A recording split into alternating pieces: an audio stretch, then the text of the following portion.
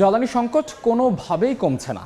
জ্বালানি তেল নিয়ে আরও তথ্য জানাতে এই মুহূর্তে ব্রাহ্মণবাড়িয়ার ভাদুঘর এলাকায় আছেন সহকর্মী উজ্জ্বল চক্রবর্তী। সরাসরি যাচ্ছি তার কাছে। উজ্জ্বল, আমি এই মুহূর্তে আছি ব্রাহ্মণবাড়িয়া শহরের ব্যস্ততম এস রহমান ফিলিং স্টেশনে। আপনাকে জানিয়ে রাখি, ব্রাহ্মণবাড়িয়া মোট 18টি ফিলিং স্টেশন আছে। এর মধ্যে মাত্র একটি ফিলিং স্টেশনে আজকে কিন্তু দুপুর 2টা থেকে এখানে যে জ্বালানির তেল সরবরাহ করা শুরু হয়েছে। এর মধ্যে কিন্তু ব্যক্তিগত গাড়ির পাশাপাশি যে বাইকাররা তারা কিন্তু এখানে ভিড় করছেন। এখানে আজকে যেটা সবচেয়ে ভালো খবর সেটা হচ্ছে এখানে 500 টাকার পেট্রোল দেওয়া হচ্ছে। এতদিন 200 টাকার করে পেট্রোল দেওয়া হতো পাম্প থেকে, আজকে 500 টাকা। এতে করে অনেক বাইকাররা কিন্তু আমাদের কাছে স্বস্তি প্রকাশ করছেন। তারা বলছেন যে তাদের চাহিদা অনেক, কারণ অনেকেই বিভিন্ন ব্যবসা বাণিজ্যের সাথে জড়িত, অনেকে মার্কেটিং ব্যবসার সাথে জড়িত, তারা কিন্তু এই তেলের উপরে একমাত্র নির্ভরশীল।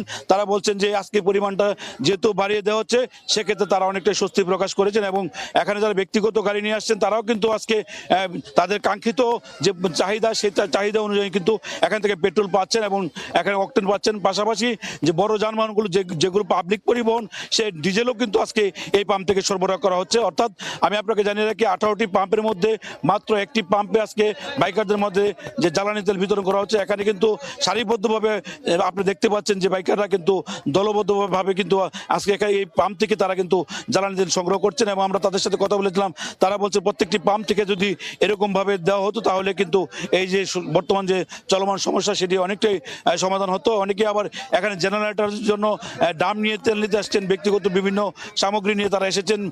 এখান থেকে কিন্তু বিভিন্ন সরকারি দপ্তরের পরিপত্র এবং নির্দেশনা যেভাবে আছে ঠিক সেভাবে কিন্তু এখান থেকে জ্বালানি তেল সরবরাহ করা হচ্ছে। আমরা কথা বলেছিলাম পাম্প ম্যানেজারের সাথে, তিনি আমাদেরকে জানিয়েছেন যে সরকারি নির্দেশনা অনুযায়ী সরকারি দামই তারা এখান থেকে তেল সরবরাহ করছেন। এবং যেহেতু বাইকারদের চাহিদা বেশি, সে কারণে তারা কিন্তু আজকে বেশি পরিমাণ তেল সরবরাহ করছেন বাইকারদের মাঝে।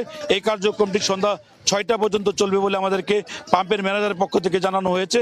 আপনাদেরকে জানিয়ে রাখি, এখানে ব্যক্তিগত যে যানবাহনগুলো সেই যানবাহনগুলো কিন্তু এখানে ভিড় করছেন। সব মিলিয়ে কিন্তু বর্তমানে যে ব্রাহ্মণবাড়িয়ার জ্বালানি তেলের সংকট, সেই সংকটটি কিন্তু এখানে লাইন দেখেই বোঝা যাচ্ছে। তো এইটুকু ছিল আমার কাছে Brahmanbaria S Rahman petrol pump থেকে যে জ্বালানি তেল সরবরাহের সর্বশেষ তথ্য। ব্রাহ্মণবাড়িয়া থেকে জ্বালানি তেল সংকটের সবশেষ খবরাখবর জানাচ্ছিলেন সহকর্মী উজ্জ্বল চক্রবর্তী।